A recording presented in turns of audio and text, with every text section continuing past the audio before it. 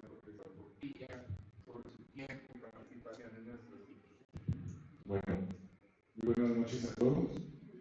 Ante todo, agradecer la invitación del profesor Diego Edison, de la colaboración de Roberto Santiago Vargas y todo el staff que nos apoya en este tipo de actividades y sobre todo ustedes por su muy gentil asistencia. Muchas gracias.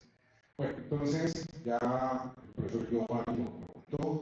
El título de la charla es Navegación astronómica en la era de los grandes descubrimientos geográficos del Renacimiento. ¿Cuál es el propósito de la charla? Pues es fundamentalmente exponer las técnicas que se utilizaron como herramienta de guía y posicionamiento que utilizaron los marinos, ojo, desde la antigüedad hasta el Renacimiento. Para entender bien qué pasaba en el Renacimiento y ver cómo funcionaban las cosas en la antigüedad. Bien, entonces, primero que todo, voy a contar las cosas que son obvias, pero hay que enfatizar. ¿Cómo ir de un lugar a otro sobre la superficie terrestre? Bueno, si uno va por tierra, no va por terreno, pues es relativamente sencillo. Hay carreteras, hay abismos. Y si de pronto está uno por un sitio inhóspito en tierra, de pronto hay un camino, o por lo menos hay alguien a quien preguntarle por dónde es la cosa, o generalmente hay una montaña, un río, algún accidente geográfico que le dice a uno por dónde carajos es que uno. Bien, eso sobre tierra. Pero imagínese usted en el mar. El 70% de la superficie de nuestro planeta está realmente cubierto por agua. Entonces imagínese usted cuando usted está en alta mar. Y yo no sé si todos han tenido esa experiencia. Imagínense, si se está uno en alta mar, pues no hay así a primerazo una forma evidente de saber uno en dónde está y en qué dirección hay que ir. Digamos, si usted salió de Cádiz, España, ya está lejos de la costa. Bueno, yo quiero ir a Veracruz, en México, o quiero ir a Cartagena de Indias, o quiero ir a La Habana, ¿en qué dirección coger? Si está actuando el viento, si te coge una tormenta. ¿Cómo haces tú para saber dónde estás y en qué dirección tomar? Eso no es fácil. No es fácil. Entonces, nosotros somos criaturitas que viven en el siglo XXI. Hoy en día, pues sabemos que hay toda una clase de ayudas, hay toda una tecnología que le permite a los barcos modernos saber muy bien, con exactitud de metros o menos, en dónde están. Siglo XXI. Pero ¿cómo hacían los antiguos marinos para atravesar el mar? ¿Cómo hacían ellos? Bien. Ok, entonces, si se está en medio del océano, ¿cómo ir en la dirección correcta? ¿Cómo saber en un momento dado en qué punto se está situando? Ese es el problema en el que nos enfrentamos. Hay una solución obvia. ¿Cuál es la solución obvia? La solución obvia es, si se va a ir de un lugar a otro, cerca de la costera. Te vas pegado en la costa. Te vas pegado, y ves, si vas aquí en la costa, ves la casita de Doña Rita, la montaña por aquí, la desembocadura del río por acá, y no hay problema. Esa, por ejemplo, era una técnica que utilizaban extensamente los fenicios. Los fenicios, cogían sobre tierra, aquí en el norte de África, por ejemplo, aquí en esta zona de Levante. A veces sí, a veces había que atravesar el océano, la parte de alta mar, pero generalmente los antiguos marinos lo que hacían era costear, irse por la costa, sin ningún problema. Pero a veces ocurría que te cogía una tormenta en mar abierto, y te sacaba lejos de la costa. En un punto en donde tú ya no podías reconocer nada de la costa, estabas absolutamente en mar abierto. ¿Cómo haces todo en mar abierto entonces para orientarte, para saber en dónde está el norte, en dónde está el oriente, el occidente, etcétera? Bueno, entonces aquí es cuando hay que recurrir a los cuerpos celestes. Entonces imagínese usted ahí en alta mar. Y en un momento dado, usted observa, claro, en ese momento no sabe dónde está el oriente, el occidente, todo. Pero si usted observa que está saliendo el sol, en el amanecer, asunto arreglado. ¿Por qué? Porque ya cuando tú ves el sol, ya sabes que el sol sale muy cerca del oriente. Claro, si son marinos curtidos, cancheros, saben muy bien que exactamente el sol está saliendo por el oriente en finales de septiembre o finales de marzo.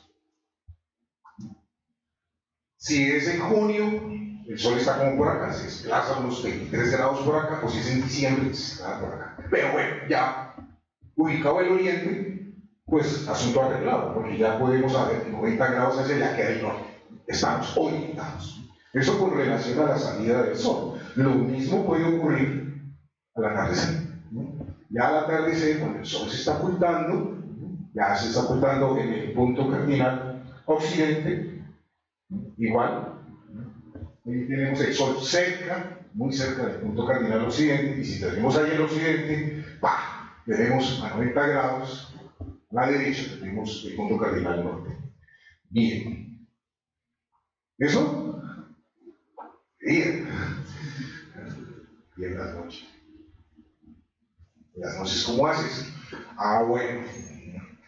Puede suceder que las referencias más antiguas, o las que cuenta el historiador, para saber cómo hacían los antiguos marinos para orientarse, las referencias más antiguas provienen o están contenidas en los poemas homéricos. ¿Cuáles fueron? La Ilíada de la Odisea. Eso es del siglo VIII antes de Cristo. Los especialistas no se han puesto de acuerdo, pero digamos que hay un consenso general de que eso proviene del siglo VIII. Pues bien, en la Ilíada se menciona algo muy interesante. Cuando se le ordena a Hefesto que haga un escudo para esa máquina de guerra que era el señor Aquiles, en la Ilíada se menciona esto. Allí, sobre el escudo de Aquiles, puso Hefesto la tierra, el cielo, el mar, el sol infatigable y la luna llena. Allí las estrellas que el cielo corona, las Pléyades, las Giadas, el robusto Orión y la osa llamada por sobrenombre el Carro, la cual gira siempre en el mismo sitio. Y eso es interesante. Mira a Orión y es la única que deja de bañarse en el océano. Esto de que gira siempre en el mismo sitio ya le dice a uno algo. Es un punto relativamente fijo en el horizonte. Eso es de la Ilíada en el canto 18. Pero, bueno, en la Ilíada es interesante porque se menciona específicamente la estrella Sirio, la cual llaman Can Mayor, el planeta Vespero, que es el Venus de nosotros, pero, no hay mención, no se menciona para nada la estrella polar. Ya vemos por qué. Bien. La técnica de navegación está más explícita en la Odisea. Se supone que también fue redactado por Homero, también del siglo VIII. ¿Qué pasa en la Odisea? En la Odisea, pues el pobre Ulises, después de haber estado 8 o 9 años combatiendo en Troya, varios de los dioses le toman ojeriza y lo ponen a bailar por todo el Mediterráneo. Tienen que atraer toda una serie de peligros terribles. En un momento dado llega y cae en las manos de una diosa que lo requiere como esclavo sexual por 7 años. Y incluso ella le dice, es que es una mujer divina y todo, y le dice, mire, quédese conmigo y yo le ofrezco la inmortalidad, pero vale que sea. Pero Ulises, que ama a su señora, es rey de Ítaca, ama a su hijo, etc. Dice, no, yo quiero ir a pueblo, soy rey, etc. Pero finalmente la reina dice, váyase. Esa diosa es Calisto. Entonces, miren lo que dice acá, en la Odisea, en la Rapsodia Quinta. Gozoso desplegó las velas Odiseo, comenzó a regir la balsa mientras contemplaba las Pléyades, el boyero que se pone muy tarde, y la llamada Osa, llamada claro por su nombre, por sobrenombre, en la cual tienes el mismo lugar, muy parecido a lo que hemos visto hoy, es el mismo autor, ¿no? Acecha Orión y es la única que no se va en el océano, pues había ordenado Calipso que tuviera la Osa a la mano izquierda durante la travesía. Esto ha dado para que los historiadores más o menos se ubiquen en dónde estaba situado, atrapado el señor Odiseo en manos de la ninfa Calipso. Esto ha dado para toda multitud de investigaciones. Se supone que Ulises estaba aquí atrapado por Calipso en unos 7 años. Y el hecho de que Calipso le haya recomendado que tenga la Osa a su mano izquierda es que él tiene que ir en esta dirección. Bueno, si ustedes leen la Odisea con atención, el primero llega, después de ahí llegaron de los Beacios, y así nos enteramos de todas estas aventuras que tuvo Odiseo en todas estas partes, hasta finalmente llegar a su ansiada tierra Iliada. Bien. En aquellos tiempos, pues por supuesto, no se menciona la estrella polar, vamos a ver por qué, por supuesto, porque no era un punto fijo. Hoy en día no es. Y ya vamos a ver por qué. Por ello no era una guía útil para los antiguos marineros. Entonces aquí necesitamos hacer un paréntesis astronómico, necesariamente para que ustedes entiendan que les voy a explicar a continuación. Aquí tenemos la Tierra. Aquí está la Tierra, su eje de rotación, o sea, la Tierra gira así en esta dirección, está rotando. Y aquí vemos el cielo, la bóveda celeste, que nosotros vemos, ya llamamos la bóveda celeste. Este radio de la esfera celeste es infinito, no queda físico, sino que en astronomía de posición queda uno muy difícil dibujar una cosa que está en el infinito. Entonces uno lo que hace es dibujar esta esfera, pero uno entiende que este es el cielo. Bien, entonces nosotros sabemos muy bien que es la Tierra la que gira. Y que esto es lo que está quieto, la esfera celeste. Pero es completamente equivalente a suponer que la Tierra es la que está quieta y la esfera celeste es la que se mueve. Y así lo imaginan. Bueno, eso es lo que uno ve.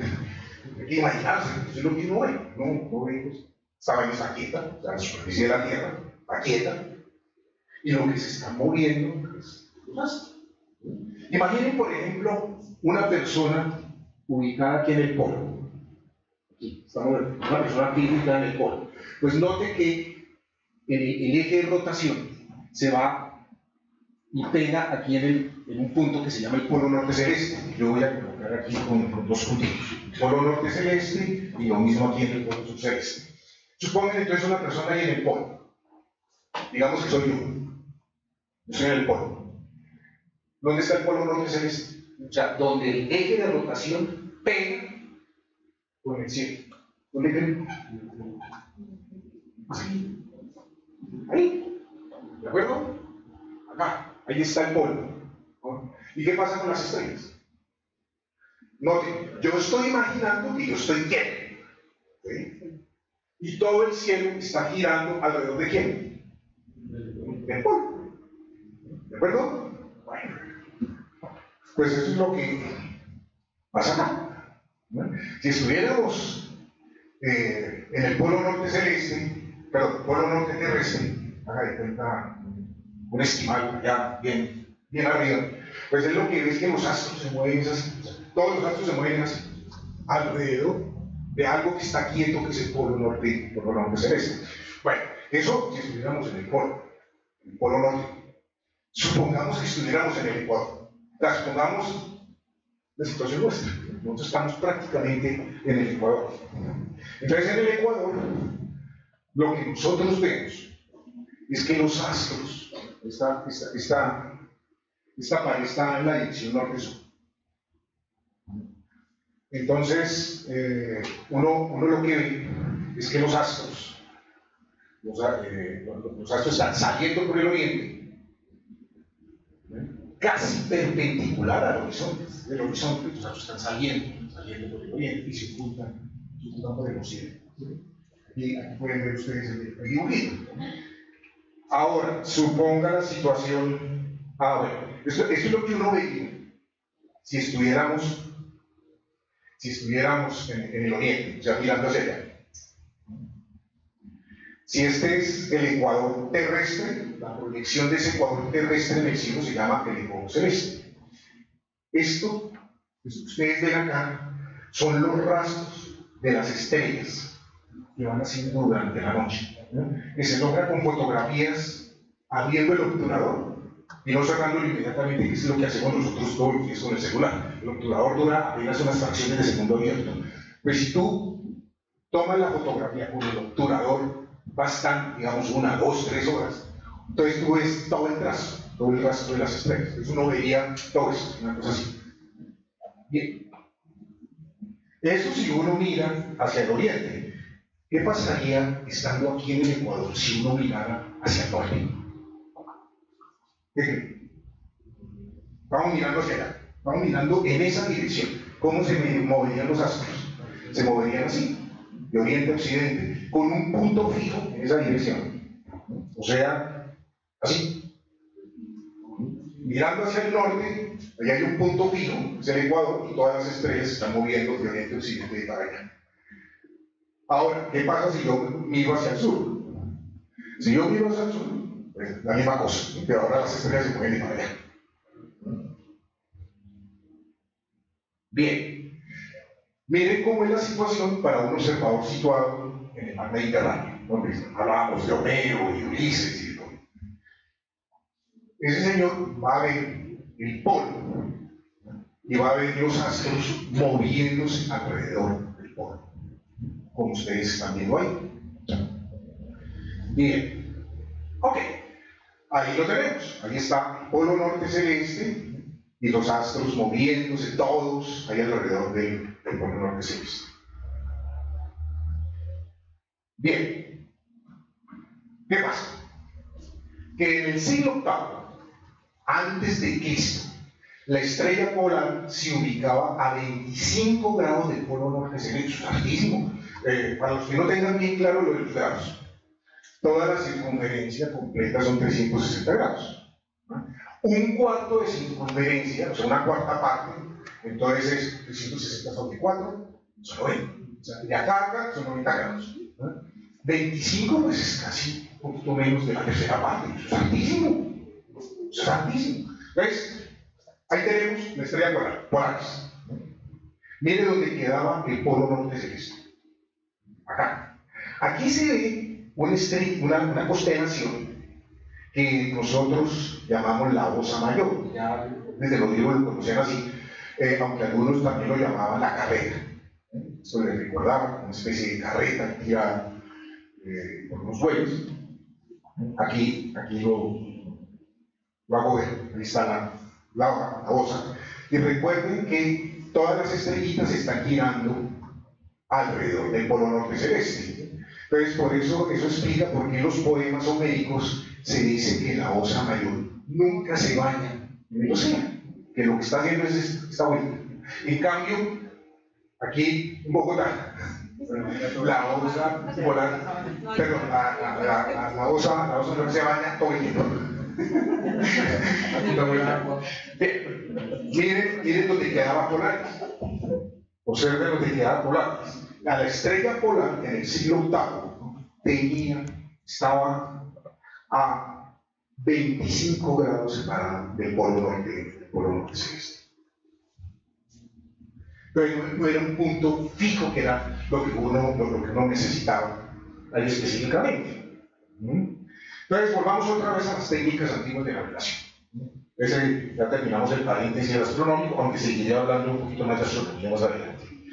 Bien, ¿cuáles eran otras técnicas que tenían los antiguos para saber más o menos por dónde se andaba? Una de ellas era estimar la profundidad. Aquí, ¿qué tan profundo estaba el mar en ese momento? Y no te sigo hablando del Mediterráneo, porque todas estas culturas de lo que nos llegó a nosotros, pues sucede fundamentalmente en el Mediterráneo. Entonces, si uno ve los colorcitos uno se da cuenta de que, bueno, buena parte alrededor de la costa está entre 100 y 100 metros, buena parte, aunque hay sectores, como por ejemplo aquí al oriente de Sicilia, en donde perfectamente la profundidad es más allá de 3 kilómetros, es bastante profundo. Pero bueno, eso, el hecho de que la mayoría estaba a relativamente poca profundidad, hizo que una técnica muy usada fuera el sondeo de la profundidad. ¿Qué es? Pues es coger una piedrita, amarrarla a una cabulla, hundir la piedrita y ver qué tanto pedía de cuerda. Tanto subía, tanto subía, tanto subía, tanto subía, y hasta cuando llegaba la piedrita y llegaba y tocaba el fondo, ya no seguía más, entonces uno contaba el número de nuditos. Ya sabía uno más o menos. Y si uno, por ejemplo, andaba por los lados de Sicilia, por más cuerda que tú le dabas, no llegaba la piedra, no estamos en el tierra. Pero si tú lo atajabas un principio y llegaba, digamos, 20 minutos, ya casi estamos cerca de tierra.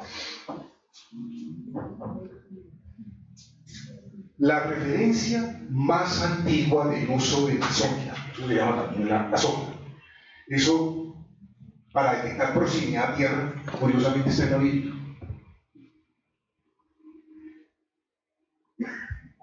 En el Nuevo Testamento, que buena parte del Nuevo Testamento realmente son narraciones de Pablo, en el Nuevo Testamento, específicamente en Hechos de los Apóstoles, en el versículo 27, se nos comenta cómo es el viaje de Pablo, cuando lo llevan preso desde Jerusalén, y tiene que atravesar esta parte del Mediterráneo y llevarlo hasta Roma. Pues en los Hechos de los Apóstoles se cuenta lo siguiente: el pobrecito va en un barco y nada, como la tempestad seguía con la misma violencia, lo cogió una tempestad, la cosa más terrible. Los días pasaban y no se veían ni el sol ni las estrellas. Y como no se veía, estábamos perdiendo ya por esperanza. Ya estos tipos iban a ahogar. Hacía ya 14 noches que éramos arrastrados a la deriva por el mar Adriático, cuando hacia la medianoche los marineros persintieron la proximidad a tierra. Eso no eran gratuitos, esos eran marinos cancheros. O bien comenzaron a ver cierto tipo de aves, cierto tipo de algas. Entonces, miren lo que dice a continuación Pablo. Y echando la sonda, hallaron 20 brazas. Y pasando un poco más adelante, volviendo a echar la sonda, hallaron 15 brazas. Y llegaron a tierra. Bien, o sea, la cosa era bastante fregada. Bien, o sea, son incontables el número de personas que murieron ahogadas así de esa manera.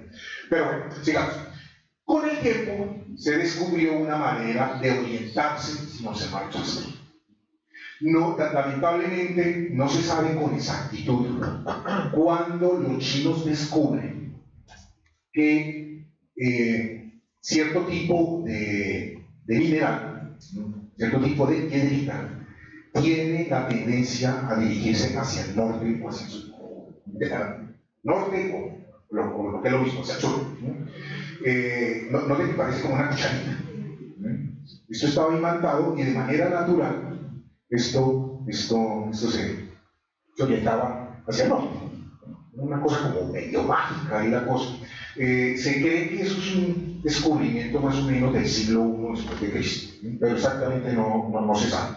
El hecho es que ese conocimiento después pasó a los árabes, ¿no? Y los árabes conocieron la brújula y la utilizaron extensivamente.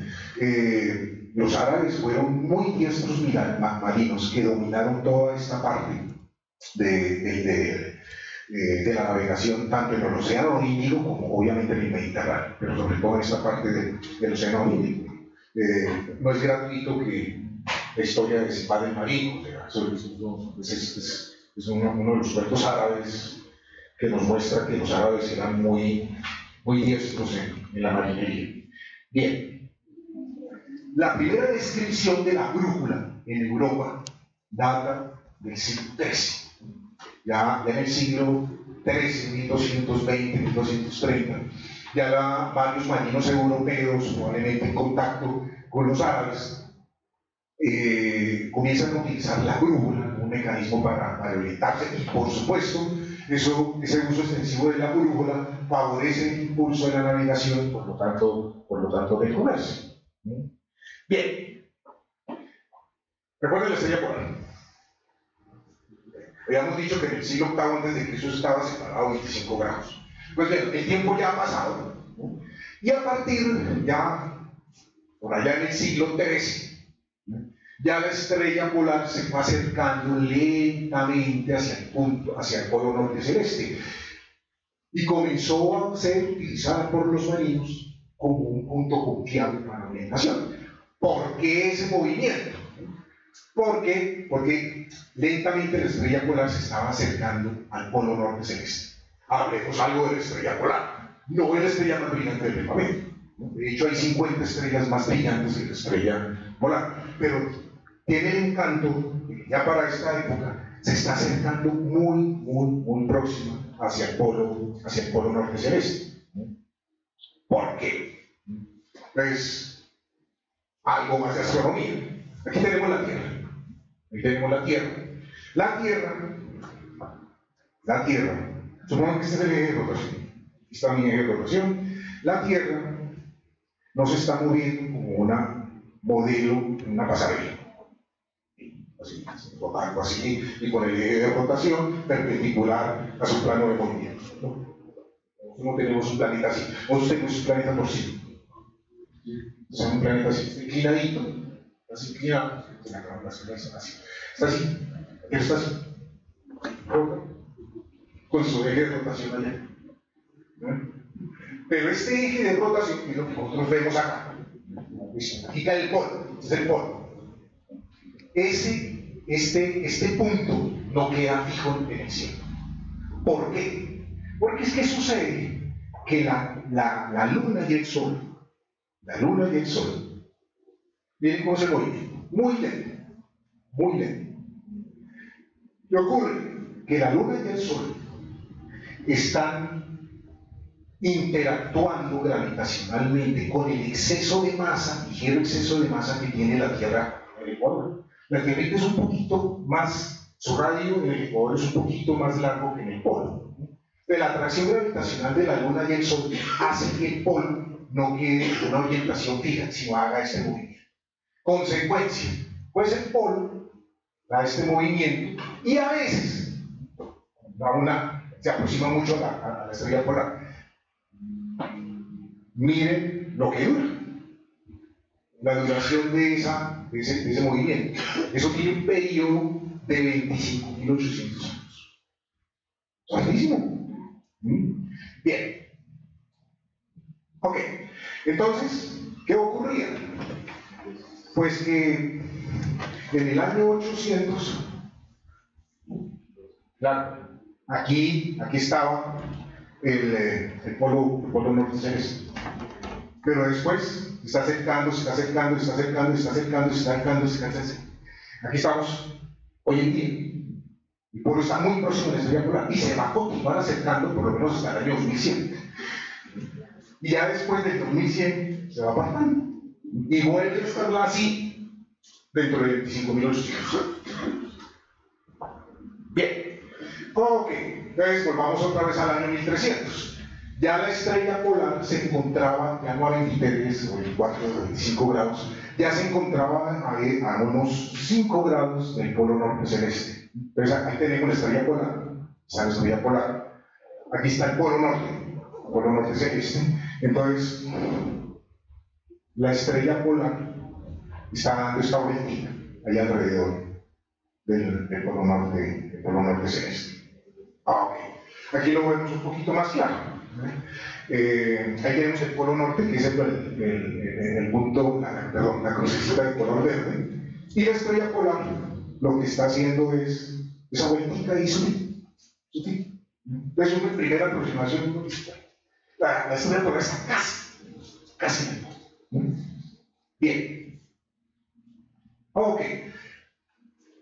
Si estuviera la estrella polar, si esta fuera la estrella polar, y si estuviera exactamente en el polo de lo que tenemos, todas las estrellas ahí girando alrededor del polo norte celeste, y esta es aquí específicamente es la Osa Mayor. Igual, desde un sitio donde no se baña. Bien. Ok. Entonces, volvamos otra vez. La estrella polar es supremamente útil para la navegación. Si tú logras, si estás perdido, estás completamente perdido. El hemisferio norte. Ahorita les digo qué es eso. Si estás perdido,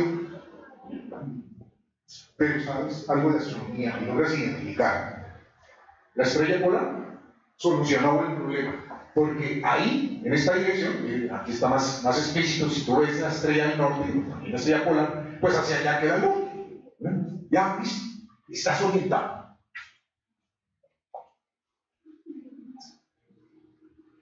Ahora, y aquí llega lo interesante.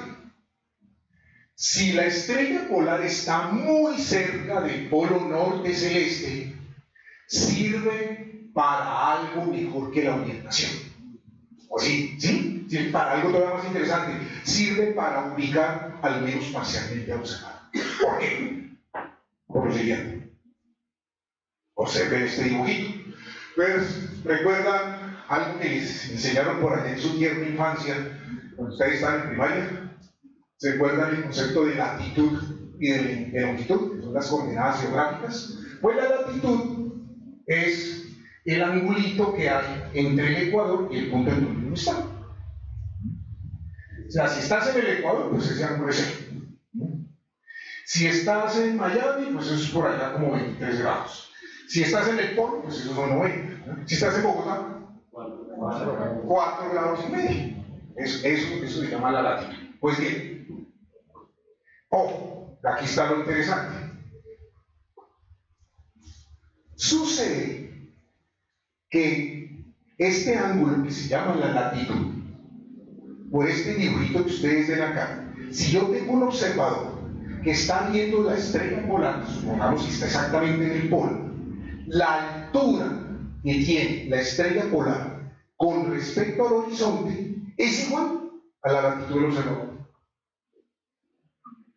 En otras palabras, si yo conozco la altura de la estrella polar con relación al horizonte, no solamente me está diciendo que es el norte, sino que si yo tengo un aparatico o algo que me dice o que me calcula o me permite determinar la altura de la estrella polar con relación al horizonte y calculo esa altura y me da 7 grados, estoy a una latitud de 7 grados. Yo no sé si ustedes han visto una película con Schwarzenegger y con Stallone. Él tiene que elaborar, no recuerdo, creo que es Stallone, tiene que elaborar algo que precise estar atrapados en un bar, esa cosa. Y él precisamente elabora un aparatico para saber exactamente cuál es la altura de la estrella polar con relación al horizonte, y así logra saber dónde está. Exactamente la misma técnica. Bueno, la película es buena. Bueno, entonces, observen, ahí tenemos la Tierra, y si yo estoy en alta mar, logro ubicar la estrella polar y esa altura de la estrella polar con relación al horizonte es 18.5 grados, eso es más o menos la latitud de San Juan, Puerto Rico. O si la altura es del orden de 38.5 grados, eso estoy en las islas de las Azores, en Portugal. O si es del orden de 51.5, estoy en Londres. Claro, lo ideal, la situación ideal, porque es que esto de acá es como si me dijeran, usted lo único que sabe es que está en la avenida Caracas. ¿Pero en qué calle? ¿En la calle por allá viene en el sur o viene en el norte? Esa otra información se llama longitud. Pero es que encontrar la longitud, ese sí es un problema. Hablaré de eso más allá. Pero por lo menos esto ya le dice a uno por dónde está. Más o menos. Bien.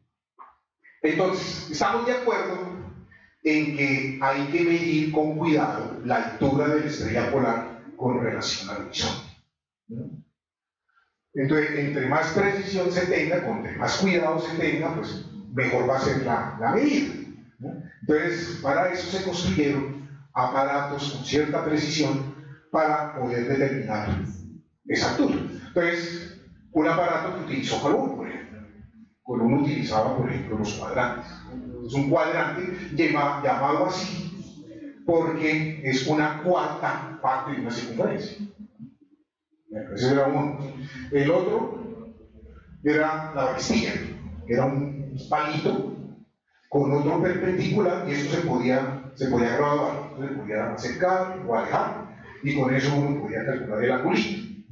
O el aparato astronómico por autonomasia, el astrolabio. Aquí tengo uno. Es un astrolabio que te permite saber, midiendo la altura, vea la estrella polar, eso te permite estimar la altura de la estrella polar con relación a eso, y tiene la latitud. Bien, ok. Ahora, no falta el aguafiestas que diga, momento, usted dijo que la estrella polar no está exactamente en el polo. Sí, es cierto. No está exactamente. Si estuviera en el polo, imagino. Pero no lo está un poquito separado. Tocaba hacer una serie de correcciones. Imagino que tenía que hacer una serie de correcciones, unos truquitos ahí para corregir por ese. Pero no voy a hablar de esos detalles. Bien. Ok. Entonces, el tiempo fue pasando, ya estamos hablando del siglo XIII, inicio del XIV, comenzó a haber toda una red de comunicaciones, ¿no?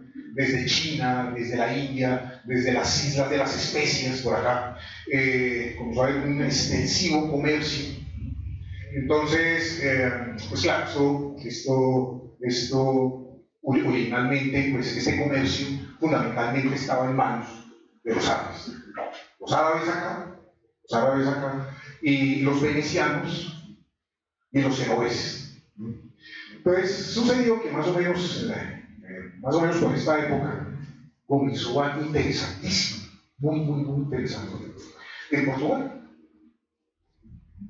Pero antes de contarles la historia interesante en Portugal, déjenme contarles una cosita.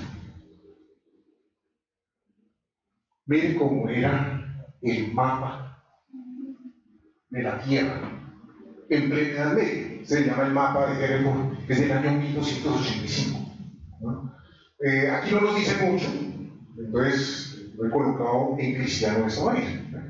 En todo el centro del mapa, de estos mapas medievales, pues estaba Jerusalén. Estaba Jerusalén, o sea, Israel. Aquí está. Observen que Hispania, o sea, la península ibérica, queda desde aquí abajo.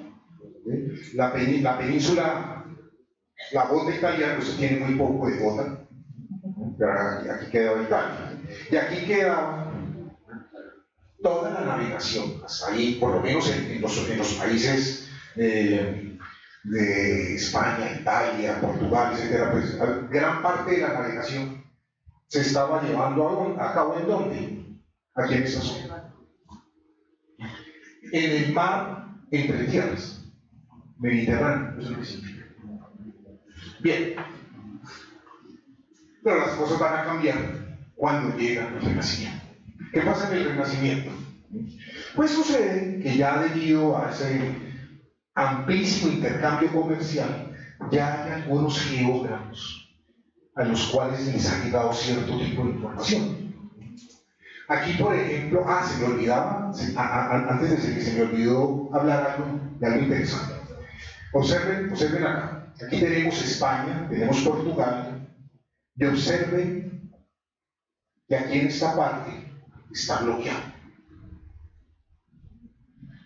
De acuerdo con este mapa, no hay forma de llegar a la India partiendo de Portugal o desde España, porque eso está bloqueado. Volvamos otra vez al mapa de Ramado. Esto es del siglo XV. ¿Ven algo reconocido ahí? Este es un mapa que cuando tengan la oportunidad de ir a Venecia, en plena, ¿cómo es que se llama esa plaza? La Plaza de San Marcos. En la Plaza de San Marcos, en uno de los palacios que hay ahí, está este mapa. ¿No? Está este mapa. Bellísimo, es bellísimo. Que cuando uno lo mira así a primera vista, se responde, carajos, ¿qué? ¿Esto qué es? No, es que lo que pasa es que está de cabeza. Está de cabeza. Ahí ya se ve, aquí está la península escandinava, ahí se ve, ya se ve España, se ve Italia, y miren cómo se ve África. Está África, y así. Bueno, ahí por lo menos se le dio un picacho aquí a la India. Este mapa es interesante por una razón. Si tú lo ves con cuidado en la parte de abajo, o sea acá, tú ves que se puede ir por mar desde esta parte de Europa, ¿hasta dónde? Hasta el Océano Índico, donde queda la India. Y eso no es gratuito. Porque es que, ¿qué es lo que está ocurriendo? Aquí la cuestión es, como todo en la vida, o casi todo en la vida, billete, hermano, plata. ¿Qué está pasando? Que desde China se está llevando porcelana, por supuesto, desde la India, especias. Todo esto tiene que atravesar esta zona. Y cada uno de estos señores son intermediarios. Intermediarios. Cuando llega acá, pues algo como el clavo, eso pesa cuesta su peso, es extraordinariamente costoso. Entonces, a alguien se le ilumina el bombillito. ¿Qué tal si nos ahorramos por esos intermediarios? Si nos vamos por esta zona,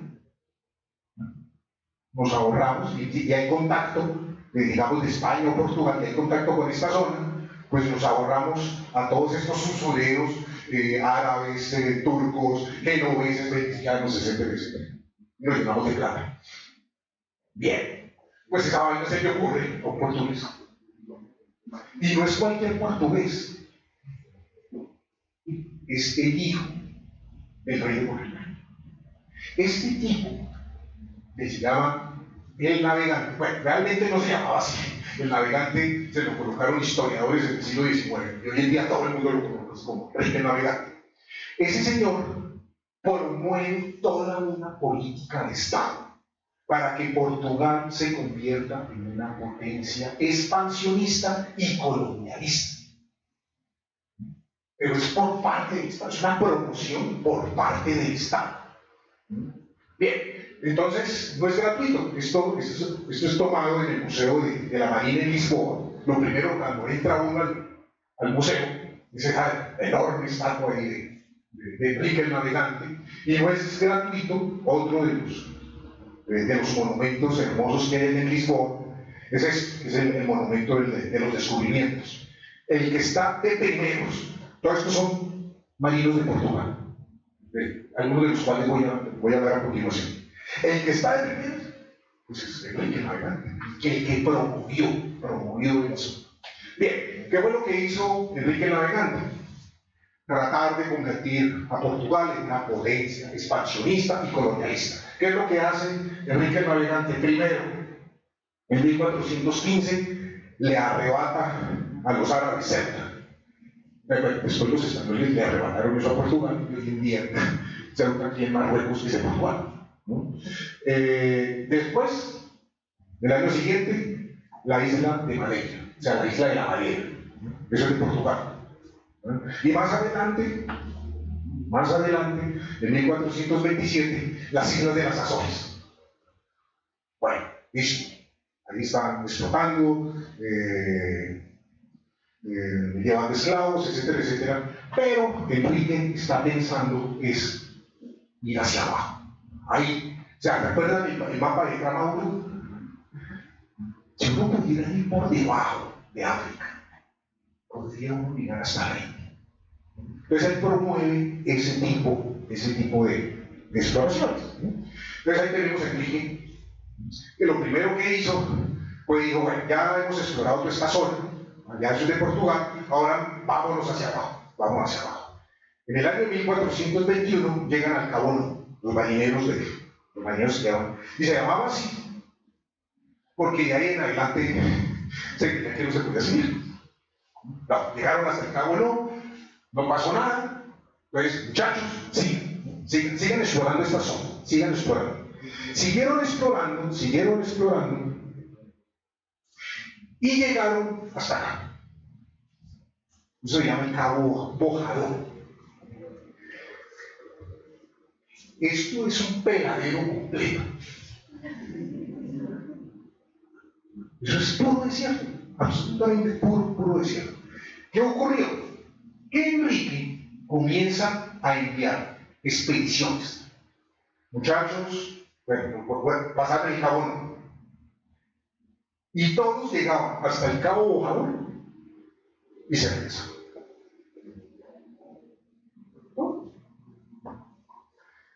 No, que es que me dolió una muela, que es que comencé a extrañar a mi mamá. Comenzaron a exponer todo tipo de pretextos para no continuar en el Cabo Bojador. Bueno, la cosa no es gratuita.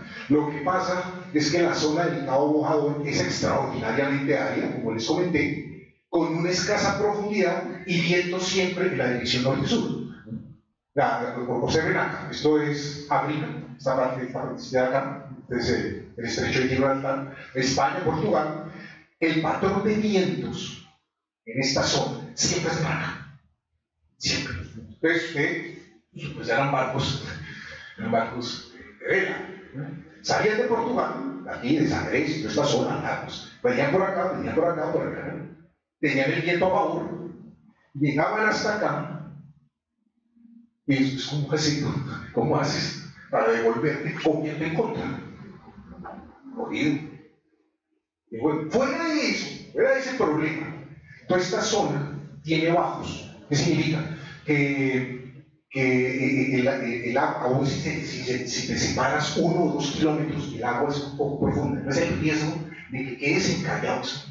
Y si quedas ahí encallado, donde tú no ves a nadie, porque es que no se veía a nadie. Ahí en la tierra, o sea, no hay nadie. Bien, entonces, por eso el Cabo Bojador tenía otro nombre, el Cabo del Bien. Ahora, hay que tener en cuenta una cosa, que es que la mente de los marinos medievales estaba poblada de todo tipo de peligros. En los cuentos medievales se hablaba de la posibilidad de encontrarse con extraños monstruos marinos, la posibilidad de encontrarse con el borde del mar, o la posibilidad, porque ¿qué es lo que está pasando contigo? Tú estás bajando, estás dirigiéndote ¿hacia dónde? ¿A qué zona? A la zona tórrida. Estás viajando hacia el Ecuador. Ya había santos de la iglesia que decían que los hombres no podían existir en la zona tórrida, porque ya los océanos estaban hirviendo. El calor tan terrible. Bueno, se puede ocurrir con el cambio climático, pero bueno. Entonces, esto no era gratuito. Y que esta gente estuviera muerta de susto tratando de atravesar el Cabo Bojador. Pero ¿qué ocurrió? Que hubo un marino, que fue el señor Gil Eames, y el monumento que yo les mostré, que ahí está en Lisboa, ahí está Gil Eames, llevando el astronave. ¿Qué ocurrió con este señor? Enrique le dijo, hombre, haga el intento, haga el intento, pase más allá del Cabo Bojador. ¿Qué ocurrió? Que él se va con un barco, con vela, pero además se va con remedios. Llevan al cabo, no ve absolutamente a nadie, y en un momento dado decide él entrarse en ella. se entra al océano, de tal manera de que ya no ve tierra en el Cabo Bojador. No cogió una tormenta, amainó la tormenta, pasó, y ya cuando se devuelve a tierra, encontró que había pasado el Cabo Bojador. Y estamos vivos, no pasó nada. Corre un poco de tierra, todo se lo lleva allá a Enrique, el navegante, y me dice: "Mire, logramos atravesar el Cabo Bojador", y no pasó nada. Magnífico. Hay otra cosa interesante. Claro, ellos se devolvieron con los remos. Pero después, ya vamos a ver cómo comienzan los portugueses a explorar toda la costa occidental de África. Los portugueses descubren un secreto interesantísimo. ¿Se acuerdan que les dije que todos los vientos en esta zona van de para acá? ¿Se acuerdan? Todo, durante toda la época del año. Pues los portugueses, no se sabe si accidentalmente o no, descubren que cuando llegues a esta zona, tú lo que tienes que hacer es internarte en el mar. Te metes en mar abierto y coges aquí los vientos alisios en esta dirección. Entonces, cuando coges aquí los vientos, esto ya te lleva así y te lleva por fuera. Eso se llama la vuelta de mina, lo llaman los portugueses. Era el truco que tenían ellos para ir a Portugal.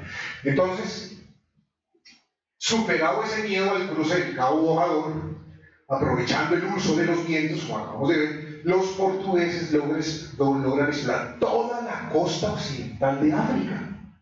Lo que implicó en algún momento cruzar el Ecuador, pues aquí lo vemos. En 1434 sobrepasa el Cabo Bojador. Un marino portugués de apellido Díaz ya llega a esta zona en 1445. Aquí ya llegábamos en 1456. Atraviesan en el Ecuador estos señores. Cabo en 1482, Cabo en 1486. Noten que están explorando toda esa zona. Hasta que llega este marino, que es Bartolomé Díaz, llega a Cabo de Buena Esperanza, aquí en toda la puntica de África. Dobla acá y se da cuenta de que ya la costa africana ahora va desde sur a norte y encuentra la conexión con el Océano Índico. Justo en ese momento hay un marinero que lo ves hablando con el rey de Portugal, con Juan II, diciéndome: patrocíneme, señor rey, un viaje hacia el occidente, hacia allá, para poder llegar a las Indias. Cuando llega la noticia de que Bartolomé Díaz ha logrado entrar al Océano Índico, el rey pierde el interés. Y es donde Colón se ve obligado a irse hasta España. Bien, hablando de Colón. Colón, este es el primer viaje que él hace. Él sale de Palos de la Frontera, baja en esta dirección, aprovechando los vientos, ¿no? Y claro, el truco, sube para coger los vientos en esta dirección y dirigirse de vuelta a España. Eso es del año 1492. Le seguirían varios viajes, otros 3 viajes. Aquí están los viajes de Colón. Sé que los especialistas han mirado con mucha atención determinado las bitácoras de los viajes de Colón, de los primeros españoles. Desafortunadamente, no hay mucha información de los datos de los marineros en Portugal. Básicamente por una razón.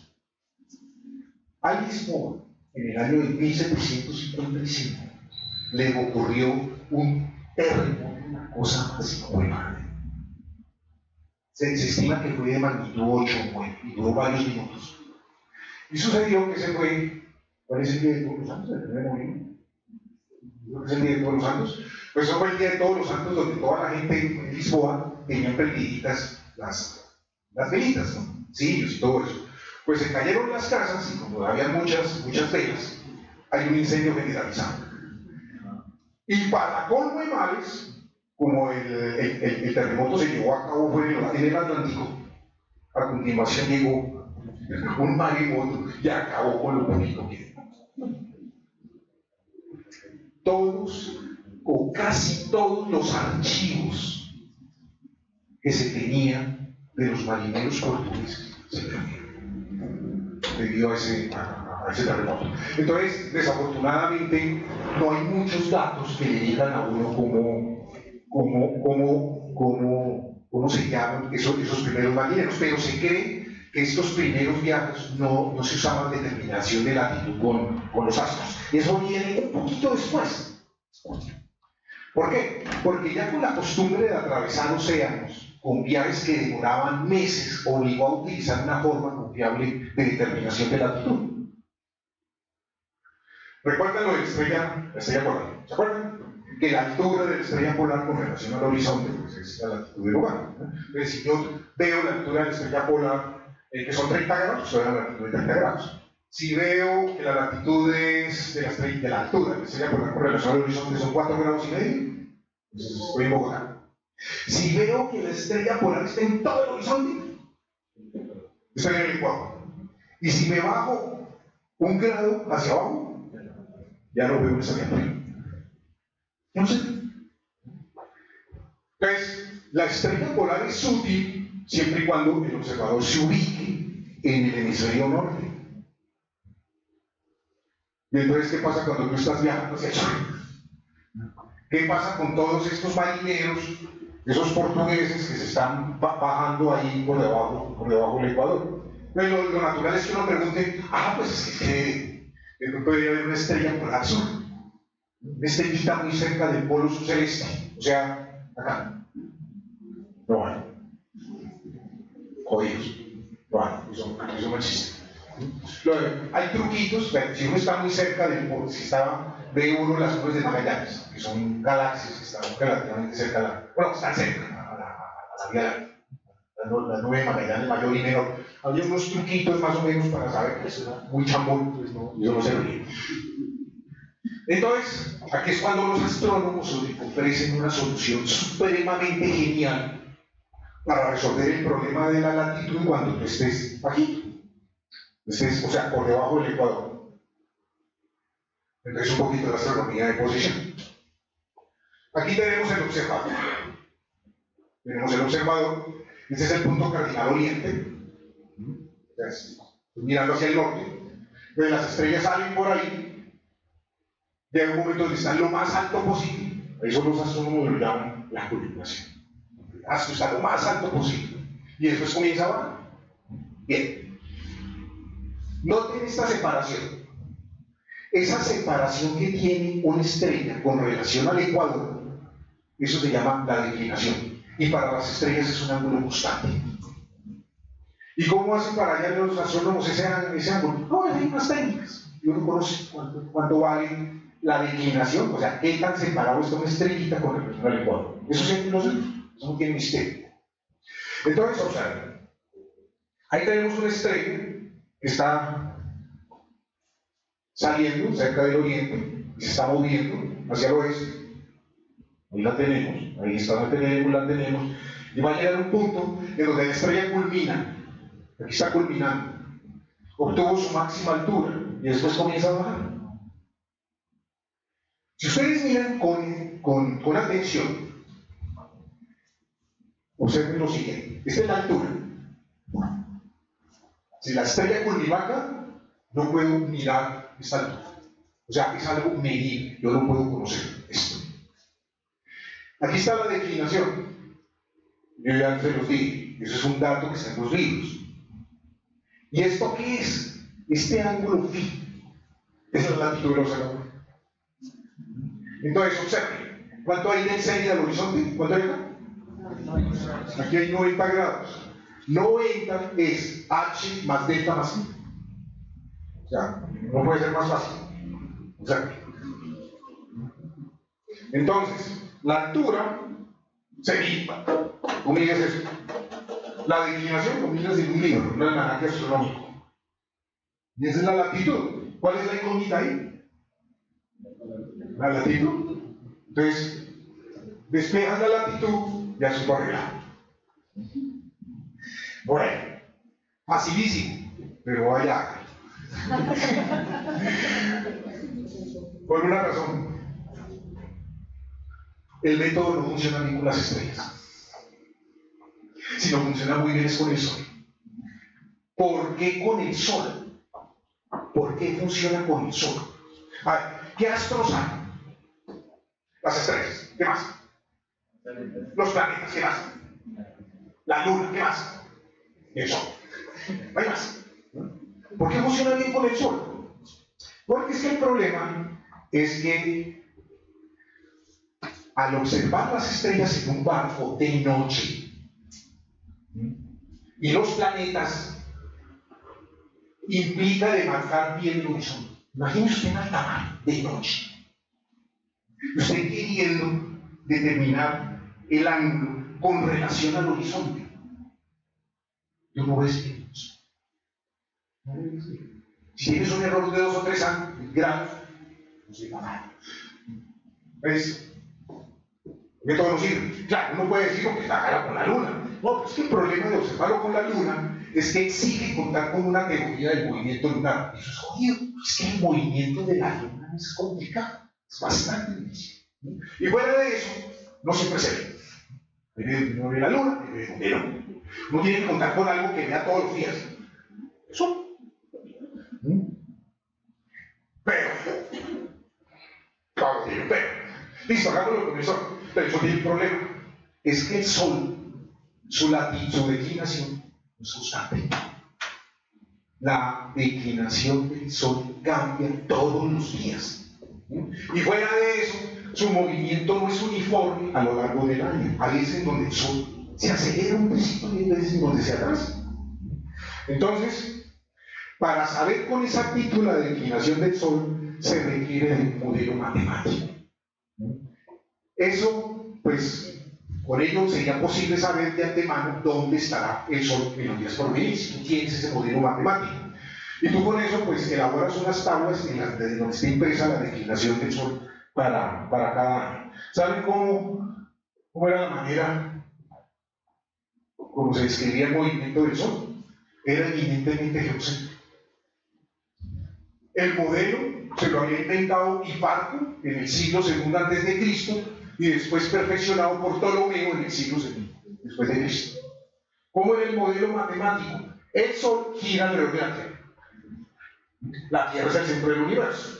Pero ya los antiguos astrónomos se habían dado cuenta de que el Sol a veces se acelera y a veces se desacelera. Entonces, para poder explicar eso, es que la Tierra no es exactamente el centro del universo, sino la Tierra está un poquitico corriente. El Sol sí se mueve uniformemente, pero con respecto a sí. Los antiguos astrónomos se dieron la maña de calcular qué tanto estaba desplazada la Tierra con respecto a este punto. Y con eso pudieron hallar más o menos cómo era el movimiento del Sol a lo largo del año.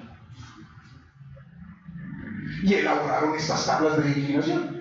Esto es, desafortunadamente, muchas de esas tablas no llegaron hasta nosotros. La gran mayoría no llegaron. Esto es de lo poquito que ha logrado sobrevivir hasta nosotros. Esto es del mes de marzo. Este es el mes de marzo, donde, claro, marzo es un mes de 31 días, aquí se ve, de 1 hasta 31. Esto que ustedes ven es el grado del signo, que acostumbraban a hacer los astrónomos en aquella época, y este es el valor de la declinación. Desde el 1 de enero es 3 grados 59 minutos, de lo que está separado el Sol con relación al Ecuador. Estas son las más antiguas, que se llaman el rendimiento de Entonces, con el astrolabio marino se podía medir la altura del Sol en el momento de su culminación. Claro, esto fue un invento muy bien perfeccionado por parte de los portugueses. En el Museo de la Marina, allá en Lisboa, le venden a uno un astrolabio de estos, de bronce divino. 300 euros. Yo iba mal de plata, así que me tocó conformarme con el de madera. Aquí está un astrolario genial para los niños, para medir la altura del Sol en el momento en que está culminando. ¿Sí? No, realmente no está acá. Bien. Entonces, claro, cuando yo les digo, hay que mirar la altura del Sol cuando está en su culminación. ¿Cómo sabe el tipo de antemano cuando el Sol está lo más alto posible? No se sabe si están de buenos a aprender. ¿Qué tocaba hacer? Más o menos comenzar a observar con una hora, 45 minutos, antes de la culminación, y estar haciendo la medida cada 15 minutos.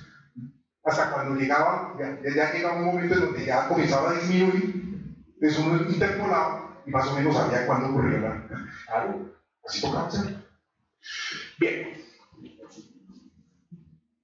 Ok, se sospecha que en la expedición, esto fue otro de los grandes marineros portugueses, que una vez que lograron atravesar el Cabo de Buena Esperanza, este señor, que fue Vasco de Gama, logró coger aquí ir por el Océano Índico hasta India, y le quitó el comercio que tenían hasta ese momento los árabes. Se sospecha que ya Vasco de Gama se utilizó efemérides solares, o sea, utilizaban la técnica de la determinación de la altura del Sol para poderse posicionar. Ya hay registros de que a Afonso de Albuquerque, estamos hablando del año 1503, utilizó tablas solares cuando este señor llegó hasta la isla de las Especias. Llegaron los portugueses. Pero donde sí realmente no hay ninguna duda de que se utilizaron tablas solares para saber la latitud, fue en la primera vuelta al mundo. Eso fue realizado por Magallanes y terminado por Elcano entre 1519 y 1522. Miren la fecha. Hace 2 años estábamos celebrando los primeros 500 años de la primera vuelta al mundo. Estos tipos salieron con 5 barcos acá, lograron atravesar esta zona, entraron acá a este océano, y como no hubo tormentas, muy de buenas, por varios meses, Magallanes terminó llamándolo el Pacífico. Llegó acá en las islas, en las Filipinas, mataron a Magallanes, le tocó al Cano. El hecho es que salieron 5 barcos y solamente llegó uno, y por allá 20 personas de 240 que salieron. Esos viajes de exploración cobraban sus días, pero iba a la nave, se llamaba la nave Victoria, la primera que hizo la vuelta al mundo. Iba repleta en clavo, y pagó todos los gastos de la expedición. Así era el mecanismo de clavo en aquella época. Bien. A ver, ¿por qué sabemos que ahí se utilizaron tablas de declinación? Por una razón. El señor Francisco Albo, él llevaba una bitácora de ese viaje. Él era el piloto de la nave Victoria, fue, como les dije, el único piloto que completó el viaje. Está lleno de datos de observación del Sol a mediodía para conocer la latitud. Hay 158 valores explícitos de la altura, de la declinación y de la latitud. Miren cómo lo relata Albo. A los 28 de abril tomé el Sol en 36 grados. Tenía de declinación 17 grados 0 minutos, vino a ser en altura 37 grados escasos. Bueno, en cristiano, eso significa, a los 28 de abril tomé la altura del Sol en 36 grados. Tenía de declinación 17 grados 0 minutos, vino a ser en la altura del polo, o sea, la latitud 37 grados escasos. Así sabía él en qué latitud iba.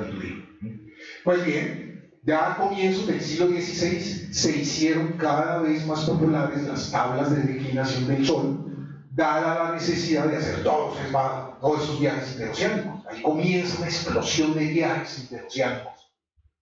Entonces uno ve aquí, todos estos son libros que contienen tablas de posición del Sol. y ya sabemos por qué. Bien, ya para finalizar, estoy con lo siguiente. ¿Cómo hacían ellos para determinar la longitud? Eso solamente se pudo solucionar hasta mediados del siglo XVIII. Conocerla con buena precisión. Hoy en día nos da risa cómo se pudo solucionar. Con un reloj exacto. Con un reloj que ni se adelante ni se atrase unos 3 o 4 o 5 segundos por varios meses. Es que en aquella época no se tenía la luz, estábamos concentrados, está conectado a internet, el error es muy pequeño. Pero tenía un reloj que no se atrasara o adelantara por varios segundos. Hace 200 o 250 años eso era terrible. Entonces, para poder hallar la longitud, o sea, este ángulo, la gente lo hacía por estima. Así por estima. O sea, valorando. ¿Y cómo lo hacen para valorar? Pues conociendo la velocidad del barco. Imagínese usted en alta mar, ¿cómo hace usted para conocer a qué velocidad va? ¿Y cómo hace para saber cuál es el rumbo? El rumbo es, si yo estoy en esa dirección, este es el norte. Si yo voy en esta dirección, entonces tengo un rumbo de 270 grados. O si cojo de para allá, pues tengo un rumbo de 90 grados. ¿De acuerdo? ¿Cómo se dice rumbo? Pues con la brújula. Con la brújula. La brújula me está marcando siempre al norte, pero la popa, si coge de para acá, veo la diferencia entre la popa y la coja. Ahí conozco cuánto vale el rumbo. Y la velocidad, bueno, la velocidad era un poquito difícil. Hay que contar, por ejemplo, una técnica era arrojar un corchito en la proa del barco. O sea, por ejemplo acá, se arrojaba un corchito y como uno conoce la longitud del barco, miran cuánto tiempo gastaba el corchito en llegar hasta acá. Y para eso, ¿qué era necesario? Tener un reloj. Una ampolla. Un relojito de arena. Eso era imprescindible en esos barcos. Entonces, botaba uno el corcho, ahí botaba uno el corchito, botaba aquí el corchito, y ahí va, tomaba el tiempo. Y con eso se salía. Con eso, más o menos, tú podías estimar la velocidad del barco. Otra técnica, que realmente fue la que se impuso después, fue con la corredera. Era la corredera. La corredera, aquí se ve una imagen de la corredera, era como una especie de triangulito de madera que tú botabas en la proa. La forma era tal que ejercía resistencia. Claro, el barco seguía, entonces la corredera quedaba quieta. El barco seguía, eso quedaba quieto, y tú te pones de acuerdo con un marinero en la popa, o sea, en la parte de atrás del barco. Entonces, este señor, si uno ve con cuidado, esto tiene unos nudos. Entonces, botaba esa corredera y ahí comenzaba a pedir nudos. Esto se iba incrementando.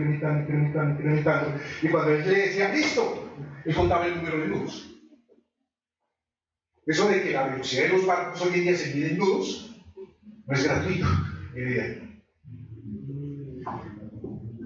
Entonces, si tú conoces la velocidad del barco y conoces el rumbo, el asunto ya está solucionado. ¿Por qué? Pues a ti te han enseñado geometría básica. Este es el rumbo. Y sabes la velocidad, pues sabes la distancia. ¿De acuerdo? Entonces, simple trigonometría te permite saber esta distancia. Esta.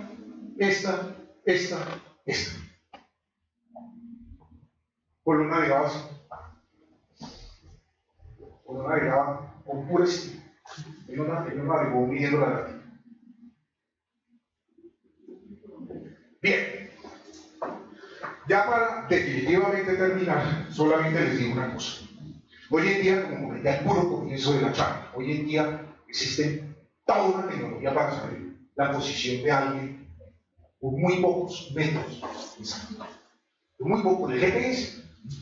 Pero aún los marineros, incluso de las superpotencias, Estados Unidos, Rusia, los franceses, los ingleses, etc., a esos marineros se les enseña todavía a saber la astronomía de posición y saber la posición del barco. Por una razón sencilla. Eventualmente, en un inicio de hostilidades en una guerra, lo primero que va a hacer el enemigo es dañar los satélites de navegación.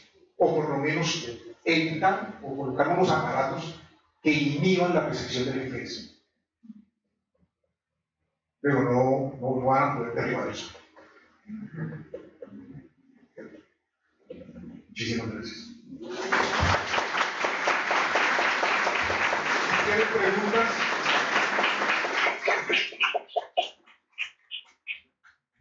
¿Preguntas? ¿Comentarios?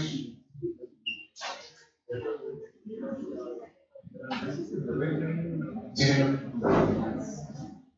Muchísimas gracias, profe, por la presentación. Una primera pregunta es, ese mapa de ahí aparecía África.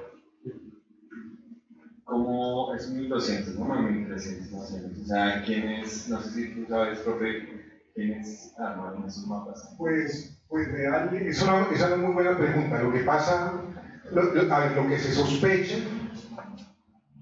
se sospecha es, a ver, miren,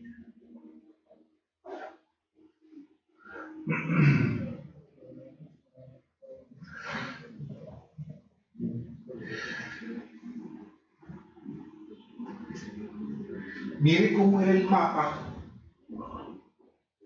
más o menos, de lo que se tenía conocimiento en el siglo II después de Cristo. Es un mapa de Ptolomeo. No se los mostré, tuve que escucharle mucho a la conferencia para no hacerla tan pesada. Noten que se ve bien Europa, ¿no? La península arábiga, bueno, más o menos así. Y se ve África. ¿Por qué? Pues porque se sabía cómo era Egipto, toda esta zona de Marruecos, eso se conocía más o menos bien. Habían existido fenicios, marineros fenicios que habían explorado todo esto en la antigüedad. Claro, este mapa solamente se iba a conocer en el siglo XV. Por eso se perdió en Europa. Eso lo tenían, eran los árabes. Ya después, cuando se traduce la geografía de Ptolomeo, llega a Europa de nuevo. Eso es europeo, ¿ves? Bueno, realmente es estrictamente hablando, es el norte de África, o sea, de Egipto. Pero este mapa de Ptolomeo vuelve y se conoce hasta la época del Renacimiento. Es muchísimo mejor que con esa porquería de mapa que les mostré del año 1200 y pollo. Ahora, se supone, con lo que tú me preguntaste de Mauro, lo que pasa es que hay muchos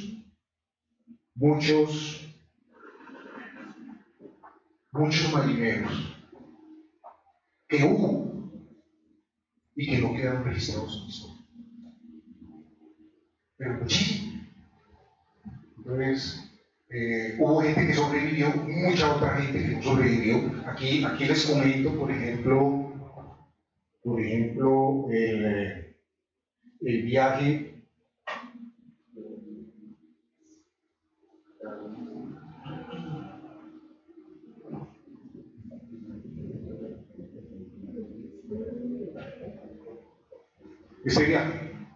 la expedición de Fernando Dulmo y Joao Estreito, se realizó en el año de 1487, financiado por el rey de Portugal. Estamos hablando 5 años antes de Colón. Estos tipos salieron, esta es la hora que no vuelven. Estos tipos se perdieron. Y la gente hoy en día dice, ¿sabe por qué? Porque estos tipos tuvieron la tontería parece que tuvieron la tontería de irse derecho conservando la latitud. ¿Recuerdan el patrón de vientos? El patrón de vientos es así. El patrón de vientos es así. Siempre, siempre. Así, en esta zona. Entonces ellos se fueron así en contra del viento. Por eso Colón, gracias a todo lo que conocen los portugueses, Colón coge para abajo y llegan así las Canarias y baja un poquito más abajo en las Canarias a coger el viento acá. ¿Y cómo se devuelve? Para arriba. El problema es un problema de no hay información, no hay información confiable para el historiador. Hubo muchos marineros que probablemente explotaron. Entonces, eso que no les conté, los viajes de Chengué, de un almirante chino, unos 50, 60 años antes de Colón, que exploraron toda la costa oriental de África, en unos barcos gigantescos. Y hay gente que sostiene que incluso llegaron hasta América. Ausencia de información. ¿Más preguntas? Sí. Por el hecho de la rotación, más bien por el movimiento de precesión de la Tierra, va a pasar que la estrella polar norte pues ya no va a estar en el. Entonces, en un futuro, ¿qué va a ser? ¿Qué astro sería un punto de referencia? Buena pregunta. Va a haber otra estrellita. Creo que es una estrella de la constelación del Dragón, si no estoy mal. Es una estrella de la constelación del Dragón. Yo ahorita no recuerdo el nombre.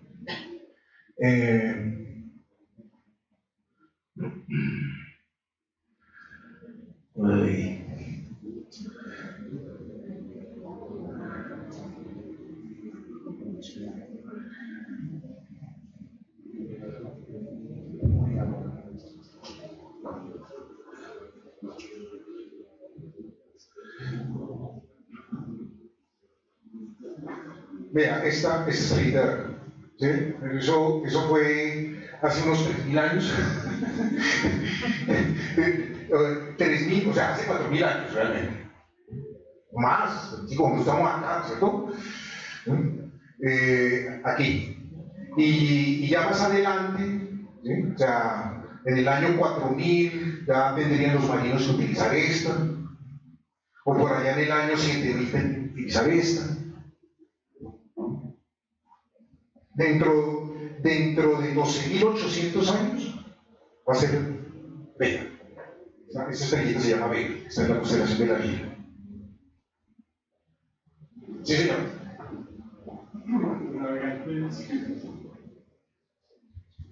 Los navegantes hacían una labor de observación permanente del cielo porque ella dependía para navegar. Pero en los registros o en los archivos que hay se ha dado información de un evento astronómico que ellos ya han observado, una nova, algo por el estilo que en su observación sea fuera de lo común.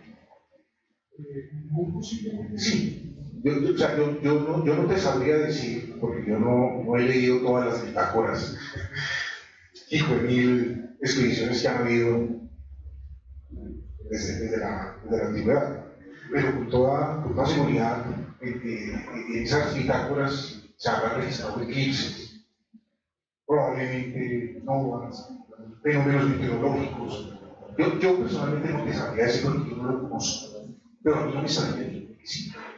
Las bitácoras puede ya existir. ¿Más preguntas?